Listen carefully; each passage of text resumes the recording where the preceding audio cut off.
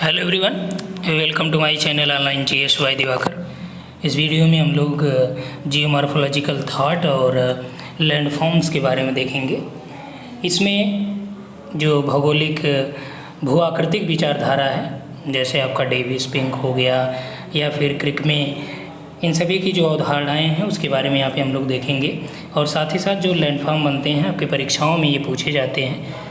यहाँ पे हम लोग टोटल 50 प्रश्नों को सॉल्व करेंगे और ये 50 प्रश्न आपकी परीक्षाओं के दृष्टिकोण से बहुत ही महत्वपूर्ण है। चाहे आप नेट का एग्ज़ाम देने जा रहे हो या टीजीटी, पीजीटी, असिस्टेंट प्रोफेसर या कॉलेज लेक्चरर की परीक्षाओं में बैठने जा रहे हैं, तो आपके लिए बहुत ही महत्वपूर्ण है। तो यहाँ से हम लोग स्टार्ट करते हैं। यदि आप हमारे पेड कोर्स से जुड़ना चाहते हैं तो इस नंबर पर आप व्हाट्सअप कर सकते हैं, वहाँ पर आपको डिटेल प्रोवाइड करा दिया जाएगा। ठीक, तो पहला प्रश्न है जो हमारे पास, इसमें देखिए ये प्रश्न आपका हर बार पूछे जाते हैं। तो यहाँ पे पान प्लेन, पेडी प्लेन, संप्राय मैदान और इंड्रम। पान प्लेन को आप यहाँ पे पैन प्लेन कर लीजिएगा। ठीक, संप्राय मैदान की संकल्पना किससे संबंधित है? तो ये डेविस महोदय हैं। ठीक, पेडी प्लेन, तो पेडी प्लेन है एलसी किंग। पेडी प्लेन एलसी किंग है, संप्राय मैदान डेविस, और पैन प्लेन जो दिए हैं यानी पान प्लेन या पैन प्लेन, ये क्रिकमे महोदय ने दिया है। और इंड्रम जो के बारे में या इंड्रम के बारे में जिन्होंने बताया उनका नाम पिंक है। पिंक महोदय का जब आप अपर्दन चक्र पढ़ेंगे तो उसमें आपको ये चीज़ें देखने को मिलेगा कि इंड्रम का निर्माण। ठीक, तो यहाँ तक क्लियर हुआ। ये काफ़ी कंफ्यूज करता है, तो इसलिए इसमें कंफ्यूजन मत क्रिएट करिएगा। संप्राय मैदान, पेडी प्लेन, पैन प्लेन। ठीक, पैन प्लेन का फिर से देख लीजिए, क्रिकमे, पेडी प्लेन एलसी किंग, संप्राय मैदान, यानी इसे क्या बोला जाता है? पेनी प्लेन। क्या बोला जाएगा? पेनी प्लेन। तो इंग्लिश यदि आपने याद कर लिया है तो आपका ये कंफ्यूज नहीं करेगा। नेक्स्ट आइए, नदी समतल की अवधारणा जो 1933 में प्रस्तुत की, किसने प्रतिपादित किया? कॉटन ने, रिस्थोपेन ने, क्रिकमे ने या वेगनर ने? तो यहाँ पे जो आपका राइट आंसर हो जाएगा वह क्रिकमे ने प्रतिपादित किया। तो नदी समतल यानी इसे क्या बोला था क्रिकमे ने? Panplain. ठीक, नदी समतल या पैन प्लेन की जो संकल्पना है क्रिकमे ने दिया था। और जो पेनी प्लेन है, पैन प्लेन की जगह पेनी प्लेन अभी जस्ट हमने बताया किसने दिया? डेविस ने दिया था। ठीक, वेगनर का जो आप जानते हैं कि महाद्वीपीय विस्थापन संकल्पना थी। और रिस्थोपेन ने क्या किया था? चीन का भूगोल इन्होंने लिखा था। कई बार प्रश्न आए हैं। अगला है, ओंटोग्राफी का दर्शन या ऑर्गेनिक हाफ ऑफ ज्योग्राफी की व्याख्या करता है। यह विचारधारा किसने शुरू की थी? डेविस ने या फिर हैगरस्टैंड ने, ऑस्कर पेस्टल ने या ई कैनॉन ने? तो राइट आंसर जो यहाँ पे ऑर्गेनिक हाफ ऑफ ज्योग्राफी की जो व्याख्या है यह किसके द्वारा की गई? तो ये महोदय हैं डेविस। ठीक, डेविस के अनुसार किसी भी क्षेत्र में जो स्थल रूपों का उद्भव है वह उनकी संरचना, प्रक्रम और समय तीनों का ही परिणाम होता है, जिसे डेविस का त्रिकुट भी कहा गया है। नेक्स्ट आइए, भूदृश्य की संरचना, प्रक्रम और अवस्था परिणाम है किसका कथन? अभी जस्ट हमने बताया। तो ये आपका राइट आंसर क्या होगा? यहाँ पे डेविस का है ये। अपर्दन के निम्नतम स्तर की संकल्पना को सर्वप्रथम किसने प्रस्तुत किया था? तो अपर्दन की जो निम्नतर स्तर की संकल्पना है डेविस, पावेल या हटन या पिंक? तो राइट आंसर यहाँ पे आपका होता है कि जो निम्नतर स्तर की संकल्पना था अपर्दन का, वो पावेल ने प्रस्तुत किया था। उसने बताया कि जो भी अपर्दन होगा वो आपका मीन सी लेवल से नीचे नहीं होगा। ठीक, अगला है कि कौन सा एक बहुचक्रीय भूदृश्य का उदाहरण नहीं है? बहुचक्रीय भूदृश्य का उदाहरण नहीं है। अपलेशियन उच्चभूमि, छोटा नागपुर पठार, सुंदरवन, मैकाल श्रेणी? तो राइट आंसर यहाँ पे आपका हो जाएगा जो बहुचक्रीय भूदृश्य की संकल्पना नहीं है, उदाहरण से रिलेटेड नहीं है, तो आपका सुंदरवन जो डेल्टा है या सुंदरवन है ये नहीं है। ठीक, तो जो आपका ये बहुचक्रीय भूदृश्य होते हैं ये क्या होते हैं, किससे बनते हैं? ये आपके जलीय अपर्दन चक्र में जो व्यवधान आ जाता है या रिजुवनेशन के कारण किसी प्रदेश में कई अपर्दन चक्र वहाँ पे क्रियान्वित होते हैं, तो क्या होता है कि जो नवीन स्थलाकृतियाँ निर्माण हो जाती हैं पुनः उसमें अपरदन चालू हो जाते हैं। तो इस तरह की जो स्थलाकृति होती है उसे बहुचक्रीय स्थलाकृति या भूदृश्य कहते हैं। मान लीजिए ये नदी अपरदन चक्र में कुछ चीज़ें यहाँ पे आपका बन गया, यानी इसका कटाव नहीं हो पाया, पुनः जो है जब इसका कटाव स्टार्ट होगा, यानी एक बार ये प्रक्रिया समाप्त हो गई, पुनः इसका अपरदन चक्र हो रहा है, फिर मान लीजिए थोड़ा सा बच गया, पुनः इसका अपरदन चक्र होगा। ठीक, तो ये उस समय क्या होगा, ये नवीन स्थल के रूप में इसको लिया जाएगा जब पुनः अपरदन चक्र चालू होगा। इसके लिए जैसे मान लीजिए संप्राय मैदान जो है वो उत्थित जब हो जाए, उसमें उत्थान हो जाए, या आधा कर्तित विसर्प निक पॉइंट इसके अंतर्गत होता है बहुचक्रीय। ठीक, ये कई परीक्षाओं में आपसे पूछा भी जाता है, इंटरव्यू वगैरह में आपसे पूछ लिए जाते हैं कि बहुचक्रीय प्रक्रम किसके द्वारा निर्मित होते हैं। किसने उच्चावच के प्रदर्शन हेतु ब्लॉक डायग्राम की तकनीकी का प्रतिपादन किया। ब्लॉक डायग्राम तकनीकी का प्रतिपादन किसने किया, थॉर्नबरी, लोबेक, डेविस या गिलबर्ट। तो यहाँ पे देखिए डेविस महोदय ने उच्चावच प्रदर्शन के लिए ब्लॉक डायग्राम तकनीकी का उपयोग किया था। अपरदन के डेविशियन चक्र का अंतिम चरण कौन सा है, तो अपरदन का जो डेविशियन चक्र है उसका अंतिम चरण है, ऑप्शन देखिए, बाढ़ का मैदान, पैन प्लेन, और पन मैदान, बजाडा है, डेल्टा मैदान है। ये देखिए आपका छत्तीसगढ़ असिस्टेंट प्रोफेसर में पूछा था, तो अंतिम चरण कौन सा होता है, पेनी प्लेन बनता है। ठीक, नेक्स्ट है, कौन सा सामान्य अपरदन चक्र की तरुणावस्था की विशेषता नहीं है।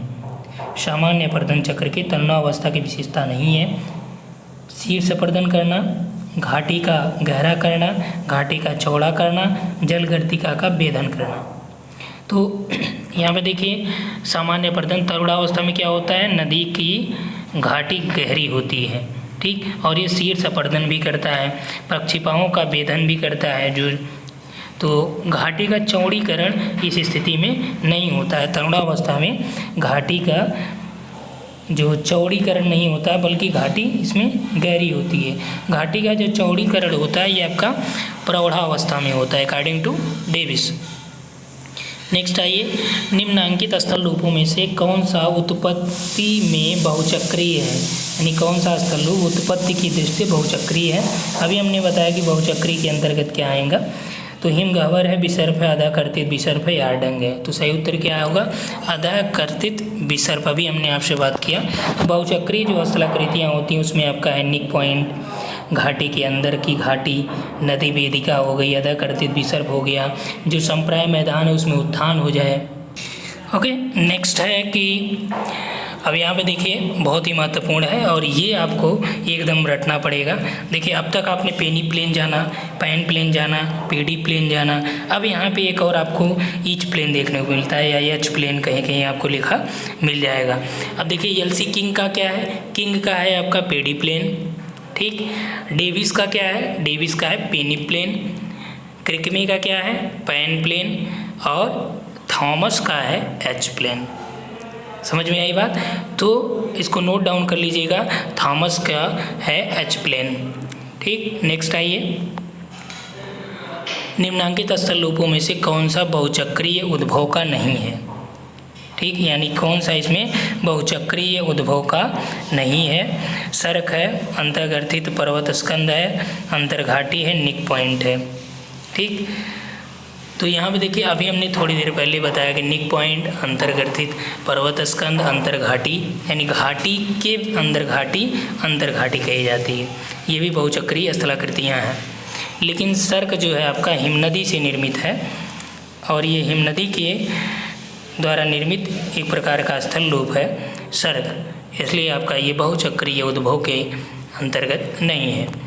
निम्न में से किसकी अपरदन चक्र संकल्पना में उत्थान और अपरदन की प्रक्रियाएं समानांतर क्रियाशील रहती हैं, डेविस, पेंग, किंग, या फिर किसी का नहीं। तो किसमें जो है दोनों प्रक्रियाएं क्या होता है, एक समान चलती हैं। तो इसमें सही उत्तर आपका हो जाएगा पिंक का। पिंक ने कहा था जैसे ही उत्थान चालू होता है अपरदन की क्रियाएं सक्रिय हो जाती हैं। डेविस ने कहा कि नहीं, पहले उत्थान हो जाता है, उत्थान के बाद जो अपरदन चालू होता है। तो इसमें दोनों एक साथ की बात किसने किया था? पिंक ने किया था। अगला, अपरदन चक्र के संबंध में कौन सा सुमेलित नहीं है? ध्यान दीजिएगा, क्या दिया है? कौन सा सुमेलित नहीं है? अपरदन का भौगोलिक चक्र, तो भौगोलिक चक्र किसने दिया? डेविस ने दिया, सही है। पेडिप्लेनेशन का चक्र एलसी किंग ने दिया, ये भी आपका सही है। सवाना का अपरदन चक्र, सवाना अपरदन चक्र किसने दिया? और सवाना अपरदन चक्र जो दिए हैं ये थॉमसन और पुग महोदय ने दिया है, मोरिसावा ने नहीं दिया है। मोरिसावा ने टेक्नोज्योमेट्री मॉडल दिया है। क्या दिया है? मोरिसावा ने टेक्नोज्योमेट्री मॉडल दिया है। एपिसोडिक अपरदन चक्र शुम का है, ठीक। तो इसमें आपका जो सुमेलित नहीं है सवाना अपरदन चक्र। एक और महत्वपूर्ण पॉइंट यहाँ पे आप लोग देख लीजिए कि अब तक आपने देखा क्या है? H plane. एच प्लेन किसका है? थॉमस का है। अब यहाँ पे है पैन फैन। पैन फैन किसका है? Pan fan. Pan fan Lawson का है। किसका है? लासन का, ठीक। पैन फैन लासन का है, एच प्लेन थॉमस का है। तो कितने प्लेन हो गए? पेडी प्लेन किंग का और peneplain Davis, panplain Crickmay etchplain Thomas, panfan Lawson. Next आइए, अपरदन चक्र की संकल्पना पर सर्वप्रथम प्रकाश डालने वाला व्यक्ति कौन था? ये देखिए हमने आपको नोट्स में कराया भी है। अपरदन चक्र की संकल्पना डेविस का बताने से पहले ही हमने बताया, पावेल और हटन महोदय ने इसके बारे में पहले ही बता चुके हैं, लेकिन उन्होंने प्रॉपर अपरदन चक्र को नहीं बताया था। फिलहाल उस पर एक बात इन्होंने कही थी और उनका जो पृथ्वी के इतिहास की चक्रीय प्रकृति की संकल्पना उन्होंने किया था, यानी cyclic nature of the earth history का प्रतिपादन किया। और इसमें उन्होंने जोग्राफिकल एसेज डेविस की बुक हो जाती है जिसमें 1899 के आसपास उन्होंने अपनी संकल्पना दी थी, लेकिन जेम्स हटन ने 1785 में ही अपरदन चक्र के अवलोकन के बारे में बात कर दिया था। तो यहाँ पे हटन। नेक्स्ट है विद्वान और स्थलाकृतियाँ। देखिए ये बार बार इसलिए आ रहा है कि आपको कंफ्यूज ना हो।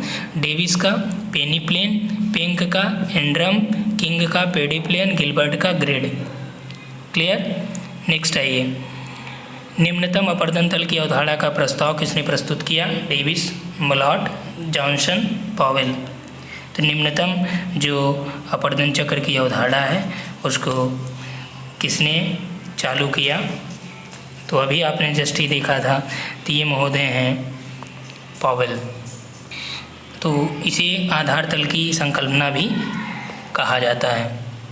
नेक्स्ट आइए, निम्नलिखित में से किस क्षेत्र के पर्यवेक्षण में डेविस ने उसकी अपरदन चक्र संकल्पना को विकसित करने के लिए अभिप्रेरित किया? यानी कि कौन सा ऐसा एरिया था जहाँ पे डेविस घूम रहे थे या उन्होंने देखा, उसका सर्वेक्षण किया, जिससे उनको प्रेरणा मिले कि नहीं, उनको अपरदन चक्र की जो अवधारणा उसको देनी चाहिए, ठीक। तो मिसोरी है, ग्रीनको है, मोन्टाना है, रेड रिवर है। तो ये आपका मोन्टाना में, ठीक, मोन्टाना में वो घूम रहे थे तो वहाँ से उनको प्रेरणा मिली। शीर्ष दीवार संबंधित है सर्क, नुनाटक, टॉर्न या युवाकार की घाटी। तो जो शीर्ष दीवार है ये आपका संबंधित है सर्क से। कैसे संबंधित है? सर्क से। सर्क आपके जो सर्क होते हैं इसके तीन पार्ट होते हैं। एक आपका होता है कि बेसिन के ऊपर की ओर लंबवत होती है, जो शीर्ष दीवार होती है बेसिन के ऊपर लंबवत होती है, लेकिन इसका निर्माण जो है हिमनद के अपरदन के द्वारा होता है। तो ये हो गया शीर्ष दीवार, एक टाइप इसका। दूसरा है बेसिन, ठीक। सर का दूसरा भाग बेसिन के रूप में होता है और ये तली के पास तक जाता है, प्रदर्शित करता है। तीसरा जो है ये है चौखात या चौखता, ठीक। तो ये क्या होता है कि नीचे की ओर जहाँ पे समाप्त होता है उसे ही सर का चौखाता कहते हैं, सर्क जहाँ पे समाप्त होता है। अगला है कि नदी अपरदन से विकसित भू आकृतियों का निम्न में से कौन सा सही क्रम है? जो नदी के अपरदन के द्वारा विकसित भू आकृतियाँ हैं, सही क्रम कौन सा है? तो इसमें देखिए जो सही क्रम आपका है, तंग घाटी, तलैटी मैदान, बाढ़ीय मैदान और डेल्टा क्या होता है लास्ट में बनता है, बाढ़ मैदान जैसे पेनी प्लेन टाइप का, ठीक। तो ये दो चीज़ें आपका सीरियल से दिखा, तो ये आपका सब क्लियर हो जाएगा। नेक्स्ट है भूआकृति और अपरदन के कारक।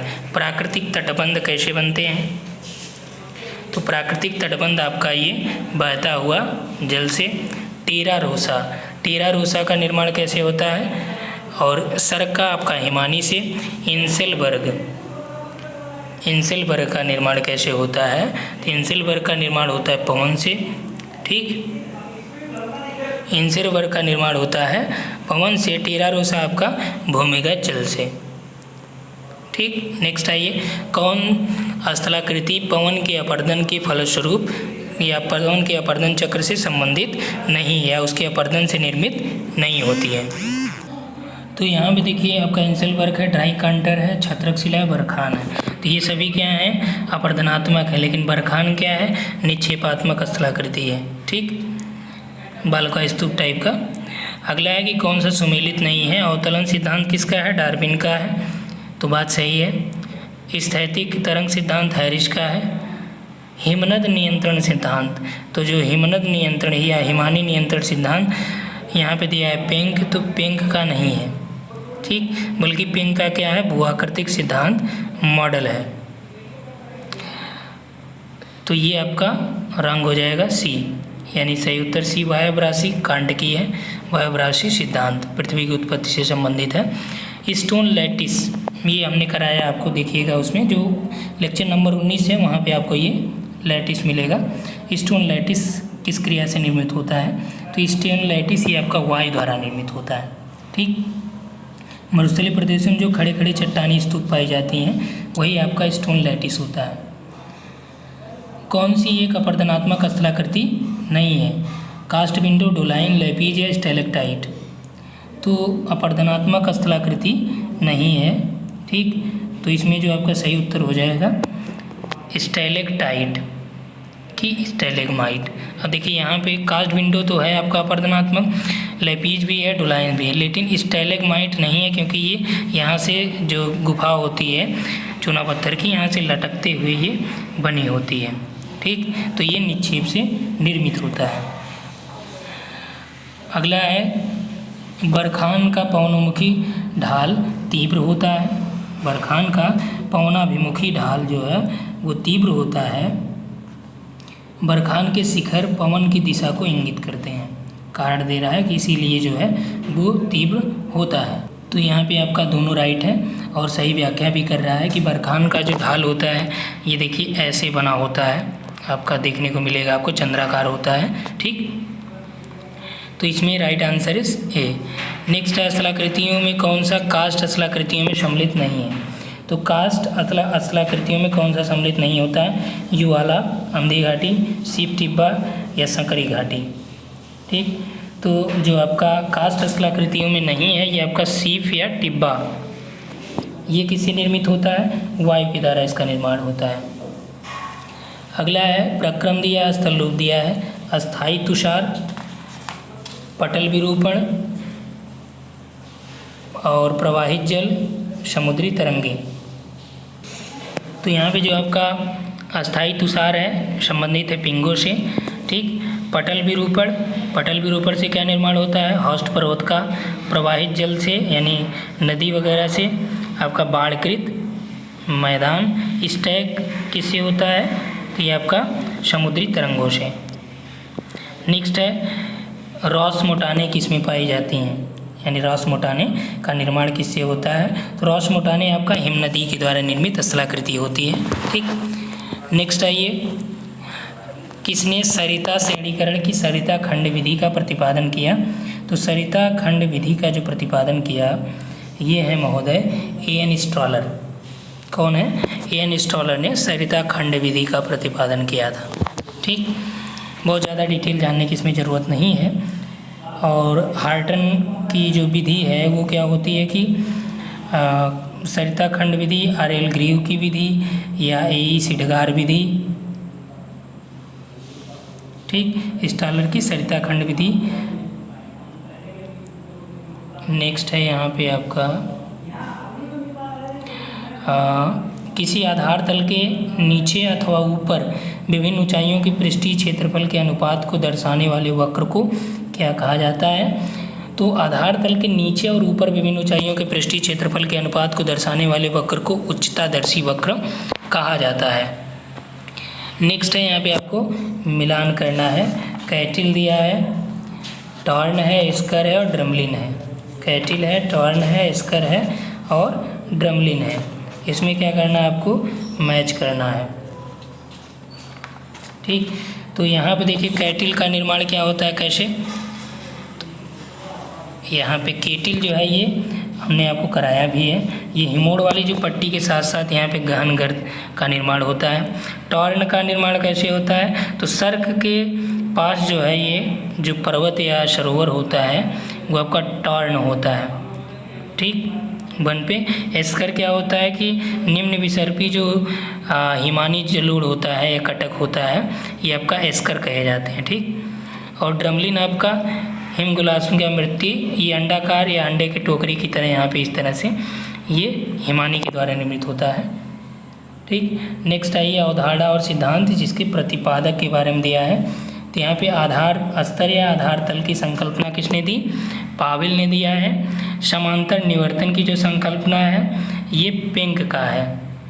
अपर्दन चक्र की जो संकल्पना है तो डेविस का है अपर्दन चक्र। धारा दक्षता और क्षमता आपका जीके दिलबर्ट का है।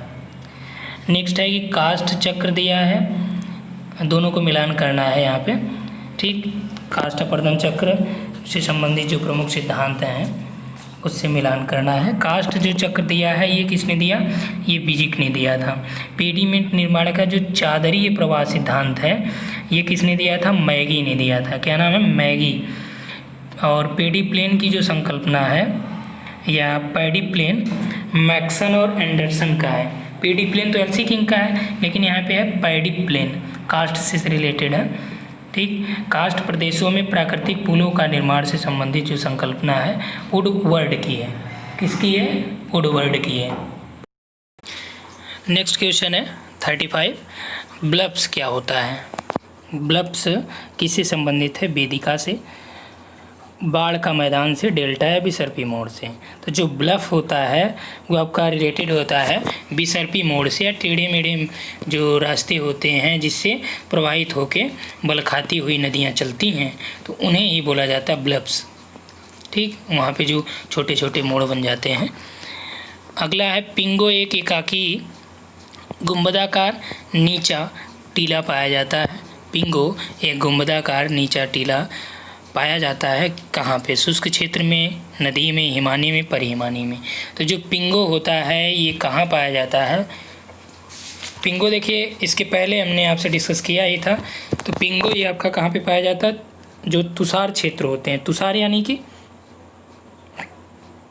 हिमानी, परिहिमानी निर्मित, परिहिमानी यानी जो हिमानी के आसपास का एरिया होता है। ठीक, तो हिमानी से जो स्थल रूप बनते हैं वो आपके थर्मोकास्ट हो गया, पल्सा हो गया, पिंगो हो गया, गिरिका है, अंतर्बलन है, ठीक, तुषार क्लिफ है, ये सभी से बनते हैं परिहिमानी से।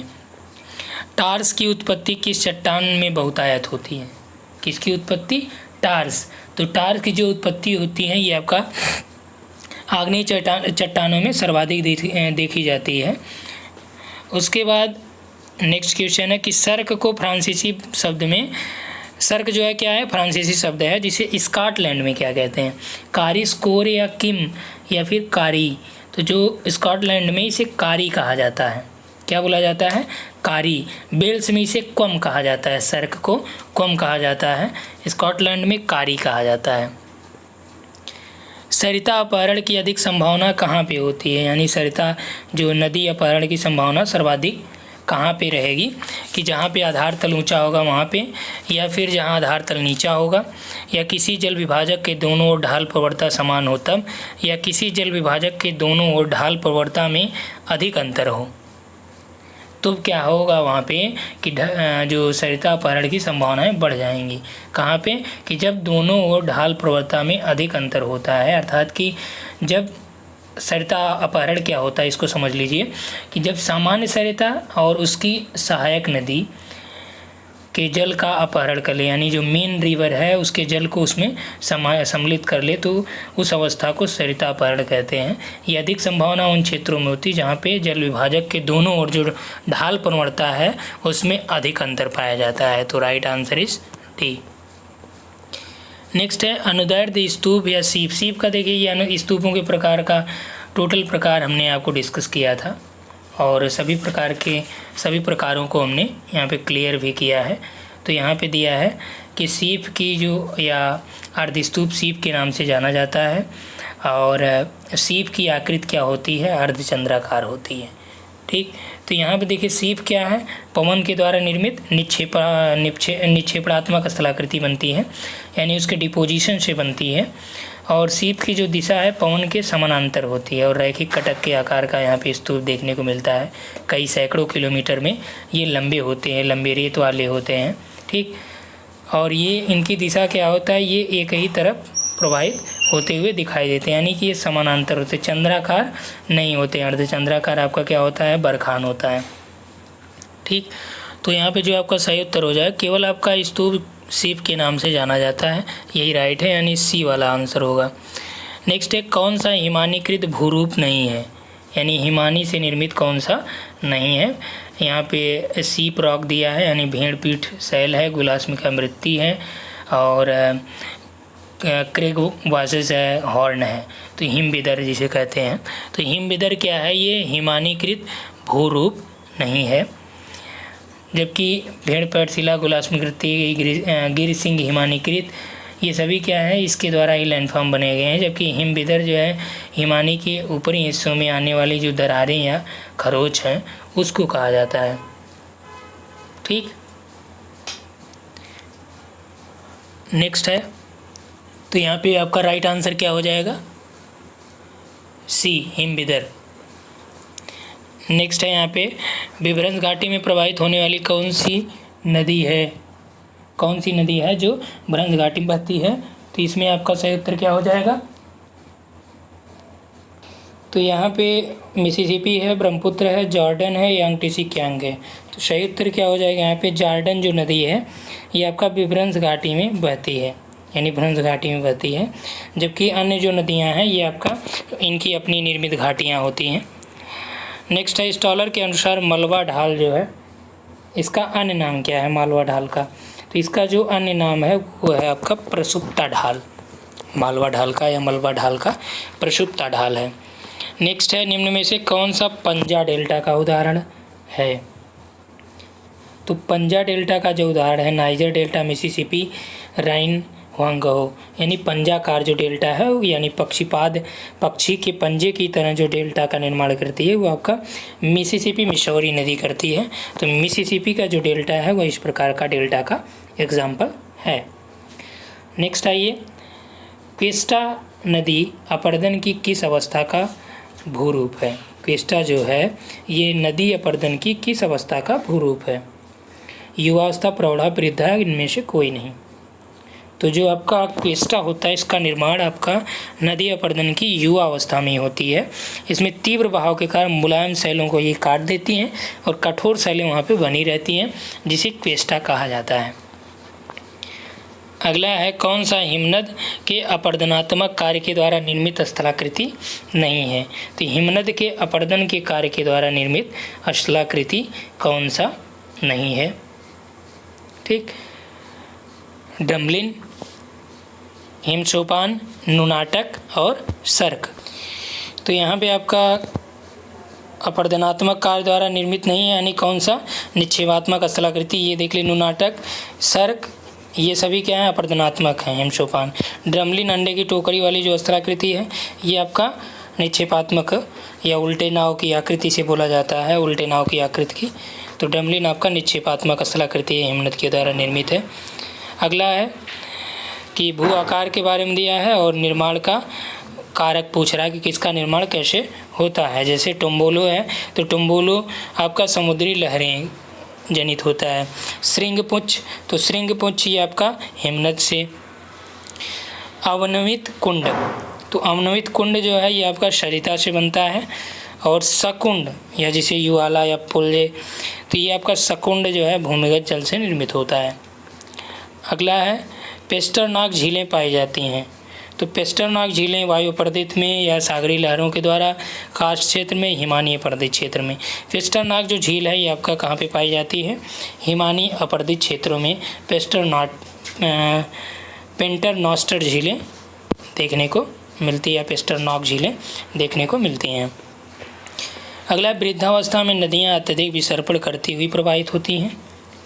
वृद्धावस्था में नदियाँ अधिक विसर्पण करती हुई प्रवाहित होती हैं? जी नहीं, क्योंकि उन वृद्धावस्था में वो एकदम नॉर्मल चलती हैं। और तो यहाँ हम लोग देख रहे हैं कि वृद्धावस्था में नदियाँ अत्यधिक विसर्पण करते हुए प्रवाहित होती हैं। तो जब वृद्धावस्था में पहुँचती हैं तो जो उनके जल की गति होती है वो स्लो हो जाती है, तो जाहिर सी बात है विसर्प का निर्माण उनकी क्षमता नहीं रह जाती है। तो ये आपका क्या हो गया? रंग हो गया, यानी ये सही नहीं है।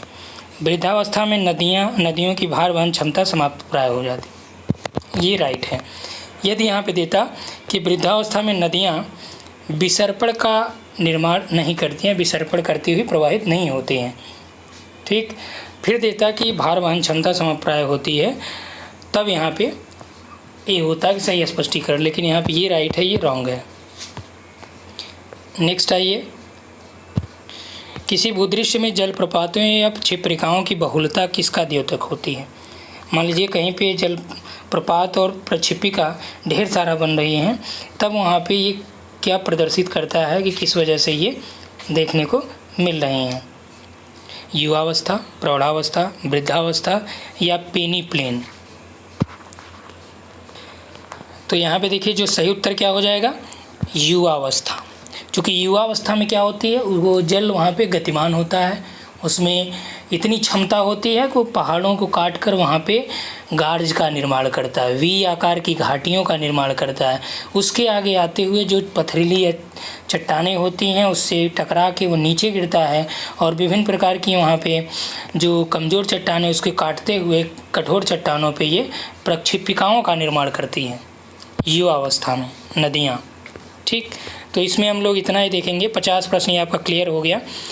तो इस तरह से टोटल यूनिट का हम लोग कराएंगे, और यदि आप पेड कोर्स में शामिल होना चाहते हैं तो वहाँ पे आपको इसका PDF प्रोवाइड कराया जाएगा और 60 नोट्स भी दिया जा रहा है, ठीक। तो टोटल यहाँ पे जो भी कराए गए हैं इसका आपको PDF या फिर जो थ्योरी हमने पढ़ाया है जियोमॉर्फोलॉजी का, क्लाइमेटोलॉजी का, तो सभी आपको इस नंबर पे आप व्हाट्सएप करेंगे तो वहाँ पे आपको पेड कोर्स की जानकारी दे दी जाएगी, ठीक। Thanks for watching.